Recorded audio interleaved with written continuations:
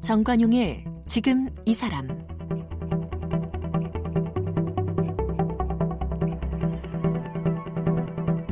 여러분 안녕하십니까? 정관용입니다.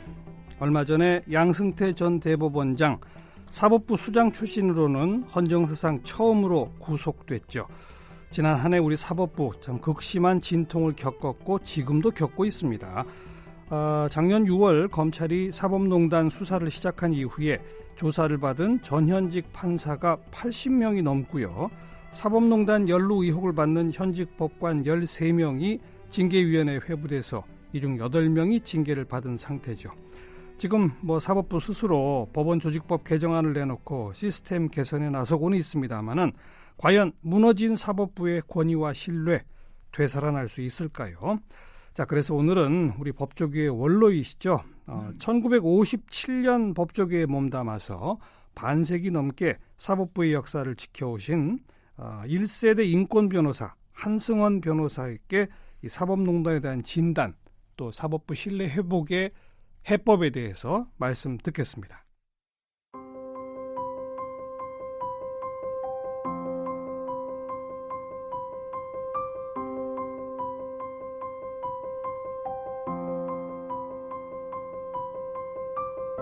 한승원 변호사는 전북대 정치학과를 졸업했습니다. 1957년 고등고시 사법과에 합격, 법무부와 서울지검 검사로 일하다가 1965년 변호사로 전신했습니다. 이후 한 변호사는 역대 독재 정권 아래서 탄압받는 양심수와 시국사범의 변호와 민주화 인권운동에 힘을 기울였는데요. 동백림 간첩단 사건, 김지아 시인의 오적 필화 사건 등을 변론하며 시국사건 1호 변호사로 이름을 날렸습니다. 그런가 하면 1975년에는 어떤 조사 필화 사건으로, 그리고 1980년에는 김대중 내란 음모 사건으로 두 번에 걸쳐 옥고를 치르기도 했습니다. 변호사 자격 박탈이 된 후 8년 만에 복권돼 변호사 활동을 재개해 필화 사건을 포함한 시국 사건의 변호를 계속했습니다. 감사원장과 사법제도 개혁추진위원회 위원장을 지냈고 국제 앰네스티 한국지부 전무이사와 헌법재판소 자문위원을 비롯해 서울특별시 시정고문단 대표 등을 역임했습니다. 중앙대와 서강대 등에서 저작권법을 강의했고 현재 전북대학교 석좌교수를 맡고 있습니다. 그동안 펴낸 저서로는 한승원 변호사 변론사건실록, 분단시대의 법정, 권력과 필화, 재판으로 본 한국 현대사, 법치주의여 어디로 가시나이까 등 40여 권이 있고요. 시집 노숙과 하얀 목소리를 비롯해 유머집인 산민객담 시리즈 3권도 출간했습니다. 지금까지 인재인성대상, 정의령 이태영 자유민주상, 한국인권문제연구소 인권상, 임창순 학술상과 단지상 등을 받았습니다. 그리고 지난해 대한민국 사법부 70주년 기념식에서 국민훈장 무궁화장을 받았습니다. 네, 우리 법조계의 원로이시고 시국사건 1호 변호사로 유명하신 우리 한승원 변호사님 나오셨습니다. 어서 오십시오. 네. 먼저 축하드릴 게 지난해 그 사법부 70주년 맞아서 국민훈장 무궁화장을 받으셨네요. 그거 축하받을 일인지 잘 모르겠어요. 축하받으셔야죠. 어느 정권 때는 그 이런 사건을 맡지 말라고 했다가 맡으니까 징역을 살렸는데 예. 이제는 그때 그 사건 맡아서 했다고 훈장을 주니까 네. 이거 감지덕지 해야 되는 건지 하여튼 그 맥을 지금 짚어보기가 참 힘드네요. 역사가 바른 방향으로 가는 거 아니겠습니까? 글쎄요. 얼마나 그렇겠습니까 그럼. 네. 양승태 전 대법원장 구속을 보시고 첫 소회가 어떠셨어요? 예, 그 전날 어떤 모임에서 법조인들을 이런저런 얘기하다가 예. 구속영장 떨어진다, 안 떨어진다 하고 이제 논의 아닌 논의를 했어요. 온 국민이 그랬죠, 네, 사실. 근데 저는 기각될 거라고 했어요. 왜냐하면 사법농단이 드러난 뒤에 여러 가지 그 법원 행태. 내에 영장을 심사하는 사람이나 영장에 의해서 운명이 좌우되는 분들 그 언행이나 뭐 이런 게 썩 마음에 들지 않아서 네. 결국 그 자신을 방어하기 위한 그 사법권으로 흐르지 않겠는가 하고 예. 그 자리에서는 기각될 거라는 게 다수설이었는데 다수였어요. 예. 그런데 뭐 그 다음 날 보니까 발부가 됐어요. 발부가 됐더군요. 참 엄청난 일입니다 이게. 지금 역대 대통령도 지금 두 사람이 감옥에 가 있는데 대법원장까지 수감이 돼 있다고 하니까 예. 이거 무슨 법률 좀 안다고 해서 이러고 저러고 함부로 말할 계제는 아니다. 라는 생각을 하고 있습니다. 네. 그 과거 독재 정권 시절에 아까 한 변호사님께서 뭐 이런저런 사건 변호 맡았다고 감옥에 가두더라 이런 말씀도 하셨지 않습니까? 네. 그리고 그때는 사법부가 사실 정권 권력의 눈치를 보고 권력에 휘하해서 권력이 시키는 대로 판결을 내리고 그랬었지 않습니까? 네. 근데 요번의 경우는 대법원이 자기들이 원하는 무슨 상고법원인가 뭔가 하기 위해서 적극적으로 권력에 다가갔다는 점. 네. 이 점이 상당한 차이 아닐까요? 네. 어떻게 평가하세요? 과거에 그 사법부 독립 네. 또 뭐 여러 가지 그 권력 구조 문제에서는 사법부가 뭐라고 할까 이제 운동으로 말하면 서브를 넣은 게 아니고 넘어오는 서브를 어떻게 잘 받느냐 피동적인 입장에서 배구에서 안 좋은 수비수 결과를 피하자 예. 아니면 뭐 피할 수가 없으니까 승복한다 라는 거였는데 이번 건 보면은 오히려 이쪽에서 네. 서브권을 갖고 그러니까요. 먼저 이게 성공을 한 거. 예. 다시 말해서 조금 그 능동적인 수법을 썼다. 네, 네. 는 데 대해서 정말 놀랐습니다. 예. 여기에서 오는 건 막는 것도 사실 어렵잖아요. 그러니까요. 그런데 그게 아닌데 다른 의도로 오히려 권력 쪽에 이쪽에서 다가갔다는 거. 그건 지금도 이해할 수가 없어요. 네. 혹시 앞으로 기소가 되고 재판이 되면은 뭔가 밝혀지겠죠. 이게 뭐 양승태 전 대법원장 한 사람의 어떤 잘못이라고 보세요? 아니면 이른바 사법농단이 벌어지게 된 가장 근본적인 큰 원인은 어디 있다고 생각하십니까? 저는 과거에 그 사법부가 이번과 같은 뭐랄까 부끄러운 그런 노출이 되기 전에도 예. 저는 사법부에 대해서 비판적인 네, 입장을 취하고 변론을 통해서 또 언론에서 그렇게 말한 바가 있습니다. 예. 그게 뭐냐 하면 사법부의 독립을 말할 때는 위풍을 염두에 두고 하는 건데 그렇죠. 사실은 드러나지 않아서 그렇지 내풍의 문제가 더 심각하다. 내풍. 사법부 내부에서 여러 가지 문제. 그러면 사람들이 아마 그 무슨 말인가 했을 거예요. 이제 보니까 안으로 골마 터지고 안에서 이렇게 넘어지고 부서지는 그 내풍이 외풍보다 훨씬 이렇게 심각한 것이다. 네. 라는 것을 우리가 새삼 느끼게 됐죠. 네. 수십 년 변호사로서 사법부를 지켜보아 오셨잖아요. 네. 그 내부에 뭐가 어떻게 골마 터지던가요, 보니까. 좀 구체적으로 말씀해 주시면. 재판에 대해서도 네.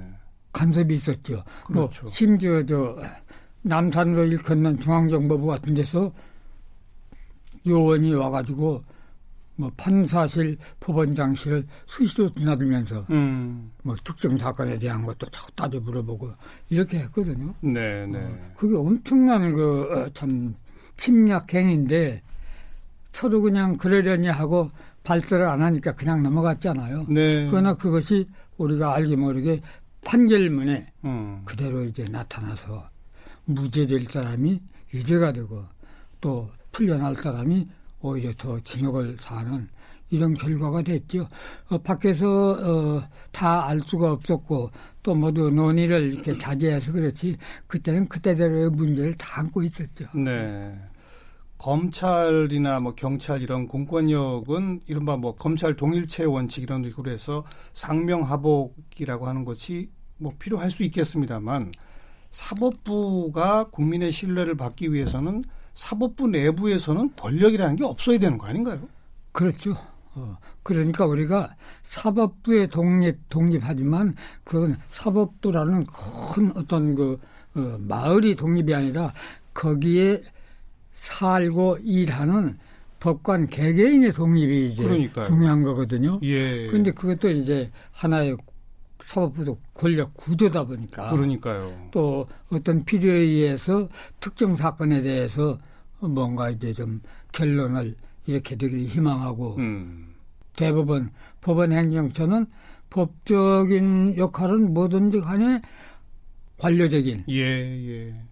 개개의 법관들에 대해서 필요하면 어떤 영향을 주는 그렇죠. 뭐 인사권을 통해서 하든 네. 뭔가 이런 것이 이제 꾸준히 이어져 왔죠. 그건 말을 터놓고 안 해서 그렇지.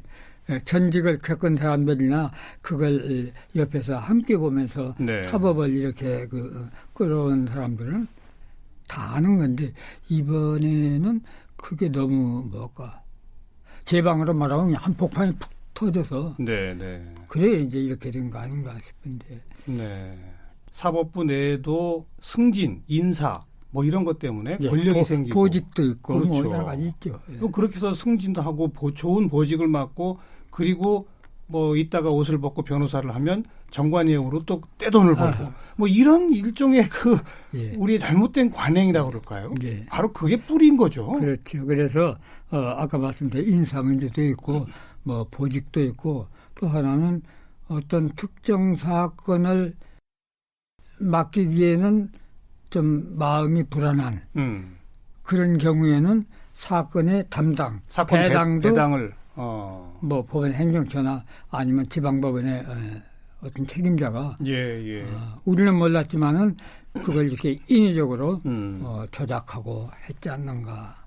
그때도 뭐 공론화돼서 크게 소문나지는 않았지만 네. 법적인 안팎에 있는 우리는 그걸 짐작도 하고 추측도 하고 확실히 또 알기도 하고 하지만은 그걸 정면으로 이제 치고 나서는 그런 건 막 서로 피하고 나가는 그런 풍습이 있었죠. 그동안 그랬었는데 이번에는 검찰이 본격적으로 그 사법농단을 수사에 들어가서 뭐 법관들 80명 이상을 수사를 하고 지금 이제 그러고 뭐 전직 법원행정처 차장, 전직 대법원장까지 구속된 뭐 이런 상황 아니겠습니까? 네. 심지어 지금 물론 본인은 뭐 부인하고 있습니다만은 그 일제 강제징용된 사람들 관련된 소송에서 일본의 그 전범 기업 측을 변호하던 우리나라 국내 최대 로펌 김앤장 소속 변호사를 대법원장이 직접 만났다.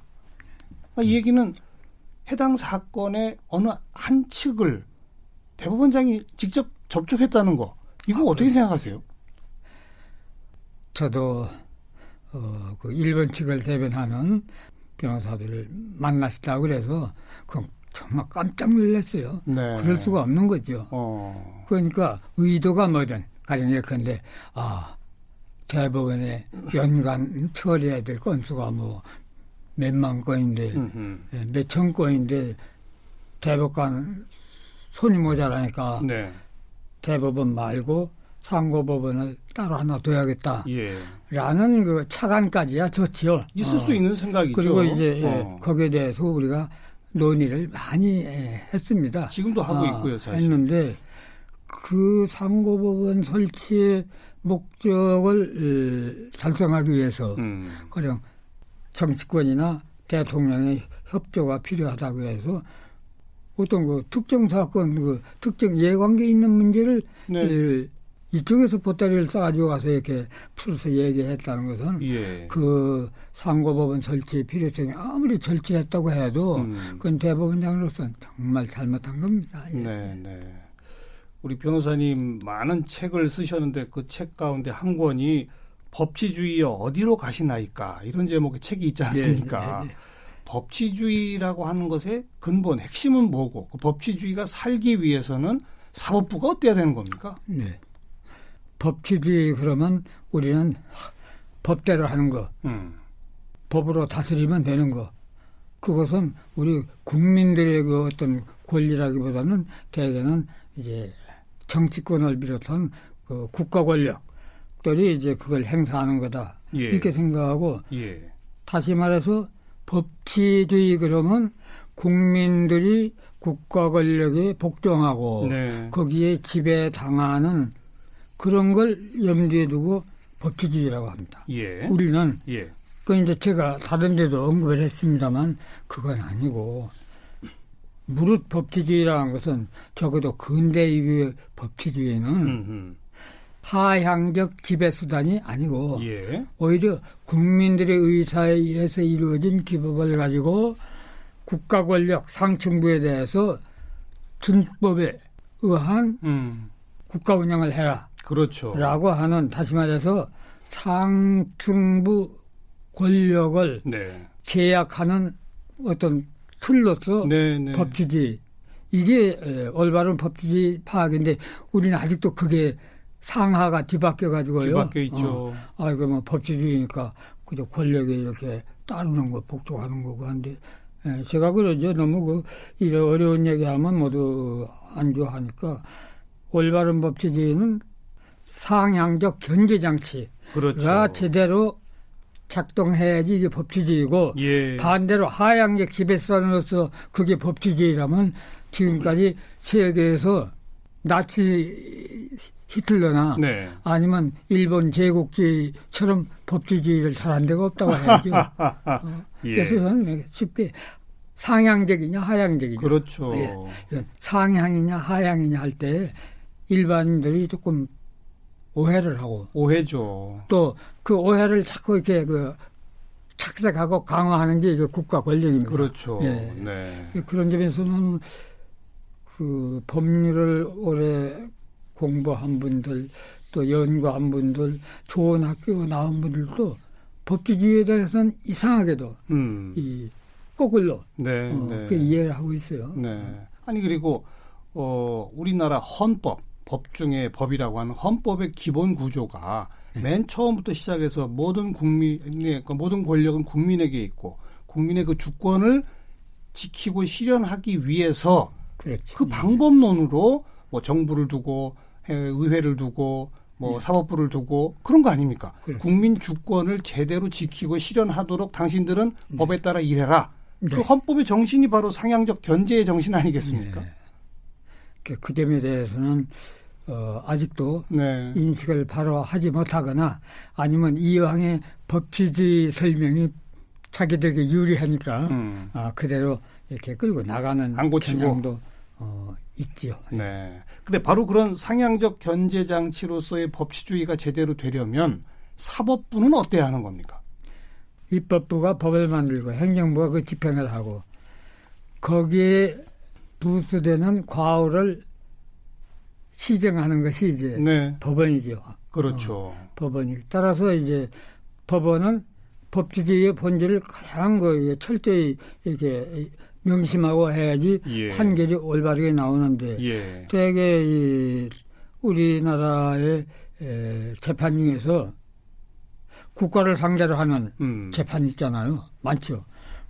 그런데 보면은 역시 정부 또는 국가 편을 드는 권력 국가에 편을. 유리한 판결들이 많이 있고 네. 특히 뭐 행정소송을 비롯해서 정치적인 사건으로서 국민들이 정말 상향적으로 치고 나가는 그런 거에는 법원이 그동안 한계를 보여왔죠. 네.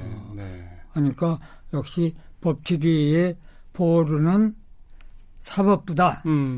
이렇게 해야 되는데 어떤 의미에서는 그 보루인 사법부조차 법치주의를 거꾸로 인식하고 있다. 그렇죠. 라고 말할 수 있습니다. 이제는 어떻게 해야 합니까? 이런 일까지 터지다 보니까 뭐 기왕에도 사실 뭐 독재 정권 때 권력의 신여였던 법원 막 이런 등등의 역사적 잔재 때문에 우리 국민들이 법원에 대해서 신뢰가 없잖아요. 재판에서 뭐 그 재판 끝나고 사법부 잘했습니다 하는 사람 거의 못 보잖아요. 그래요. 어떻게 해야 우리 사법부의 신뢰를 다시 살릴 수 있을까요? 그 묘방을 제가 다 알고 있더라면 얼마나 좋았겠어요.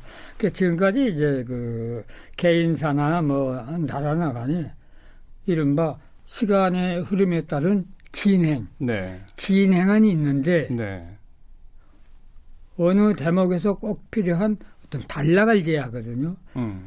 단락을 짓고 그렇죠. 그 단락에 합당한 새로운 질서가 이루어져야 하는데 우리는 유감스럽게도 그 단락이 없는 단순한 진행만 반복하고 있어요. 예컨대 이런 겁니다. 그 사법파동도 딱 한 번이 아니고 네. 뭐 3번, 4번 있었는데 그 사법파동이 끝난 뒤에 사법파동이라는 큰 홍역을 겪었으면 거기서 이제 면역체도 좀 생기고 네. 그것이 악독한 그런 기운을 퍼뜨리기 전에 몰랐던 그런 걸 다 알았으니까 어쩌고 네. 교정해야 할 거 아니에요. 네. 그러려면 이제 거기에 따라 인사도 있고 책임을 물어야 되는데 단락을 짓는다고 할 때 단락이 없는 거예요. 네. 그게 저 7집 1년 첫 번째 사법파동도요. 뭐 한계는 있었지만 어느 정도 그래도 그 현직 법관들이 막 이름 내놓고 성명하고 들고 일어났죠. 알아줘야 됩니다. 그런데 예. 그렇다면은 그 파동을 겪은 후에는 그 전에 하듯이 그렇게 뭐 유신이라고 하면 그냥 법원도 다 그대로 따라주고 국민의 기본권보다는 국가 권력을 앞세우는 이런 판결이 없어야 할 거 아니에요. 그렇죠. 그러니까 단락에 의한 어떤 변화가 있어야 하는데 예. 그게 진행만 있고 단락에 따른 변화가 없어요. 이번에는 좀 단락을 그러니까 이번에는 그래서는 안 되는데 예. 하는데 그게 전에 비해서는 뭐 의회도 그렇고 많이 그 민주적으로 이렇게 체질이 잘 되어 있는데도 이 법치주의 문제, 국가 권력의 문제에서는 이렇게 아주 근본적인 걸 파악을 안 하고 뭐도 하는 것 같아요. 네. 그걸 너무 따지면 국회에도 예. 따지면 결국 자기들한테도 불리하니까. 아이고. 그러니까 자기 중심으로 법치주의를 이해하고 또 그걸 강조하는 걸로 해서 자기 집단의 이익을 계속 지킨다. 이런 것이 반복되면 안 되죠. 네. 그리고 이제 뭐 법이라는 게 아시는 대로 뭐 국회의원들이 손 들고 표결해서 이제 다수가 되면 이게 법이 되기도 하는데 그게 국회의원들 자신이 어떤 의미에서 기득권층입니다. 기득권이죠. 예. 기득권층이 재정권을 가지고 만드는 법률이 네. 역시 기득권의 기운은 기범이 되지 않겠는가. 그렇죠. 그걸 막기 위해서 이제 여러 가지 직접민주주의 요소도 있고 뭐 국회가 잘못할 경우에 그 방식이 있지만은 역시 기득권 측의 기운은 네. 법률. 그리고 기득권 기득권의 측의 기드는 기운은 판결. 예. 안 되죠. 그 어느 분이 이제 그런 말 하잖아요. 이 기울어진 운동장에서 지금 네. 운동을 하는 거예요. 네. 그 기울어진 것을 되도록이면 이렇게 수평으로 이렇게 놓아야 하는데 이것은 글쎄 대통령이나 뭐 국회의원들한테 기대하고 있으면 안 되고 정말 국민이 나서서 눈을 부릅뜨고 예. 이걸 지켜보고 예. 그리고 공격을 해야지 새로운 질서가 생긴다. 네. 이렇게 봅니다. 전에 비해서 좋아진 면도 있지만은 지금 현 김명수 대법원장 체제에서의 김명수 대법원장은 잘하고 있다고 보세요? 몇 점 주실랍니까? 법조계에서는 정말 많은 기대를 하고 네. 있었는데 법조계 안팎의 우리들이 기대에는 못 미친다. 좀 약간 좀 네. 과단성이 미치고, 부족하신 거 아닌가 모르겠어요. 또 누가 그 자리에 가더라도 사법부가 이 지경 된 데 대해서 무슨 묘안이 있어가지고 네, 뭐 네. 그런 건 아니지만은 뭔가 이렇게 흘러가는 걸 약간 방관하면서 좀 너무 뒤에 물러서 있는 거 아닌가. 그렇게 볼 때 지금 대법원장은 물론 그전 사법농단 자체는 혹시 개입이 안 됐다고 할지 모르지만 예. 지금 이 판국을 빨리 수습하고 올바른 사법부로 단 1m라도 이렇게 가기 위한 노력. 네. 이것은 지금 대법원장이 더 적극적으로 나서야죠. 아직 부족하다. 예, 그 점에서는 우리 법조인들이 지켜보면서 네. 조금 섭섭해하고 있습니다. 네.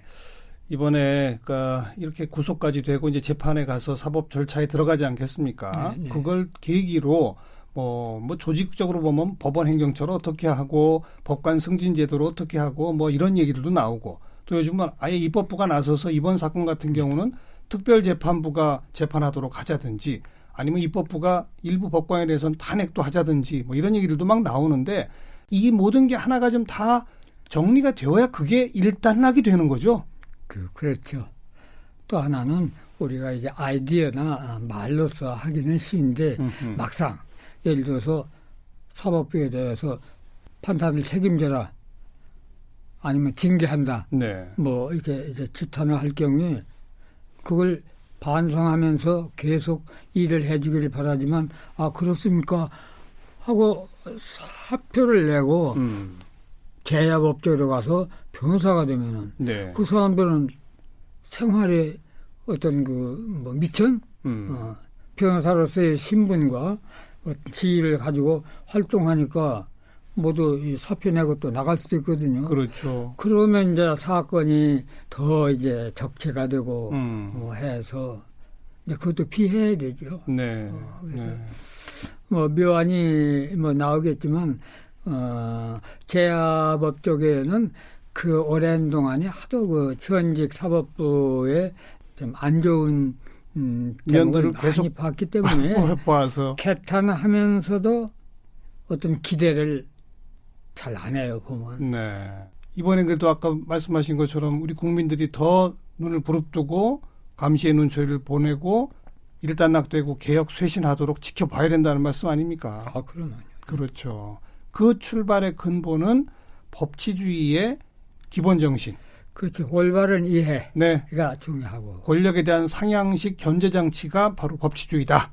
그것을 실현할 제1선의 보루가 사법부다. 그렇죠. 그렇게 만들어내야죠. 네. 그 대학의 뭐 교과서라는 말이 합당치 않을 수 있지만 어쨌든 법대 학생을 포함해서 대학생을 하는 동안에 읽고 이해하는 그 책 중에 법치주의를 올바르게 이렇게 설명하고 강조한 책들이 의외로 없더라고요. 그래서 그전에 유명한 교수님들이 다 하고 공부를 했는데 왜 이런 말은 없는가. 네. 바로 그 근본으로 다시 돌아가자. 그 말씀. 네. 오늘 여기까지 말씀 듣고요. 우리 한성훈 변호사님 평생 살아오신 이야기 내일 좀 이어서 듣도록 하겠습니다.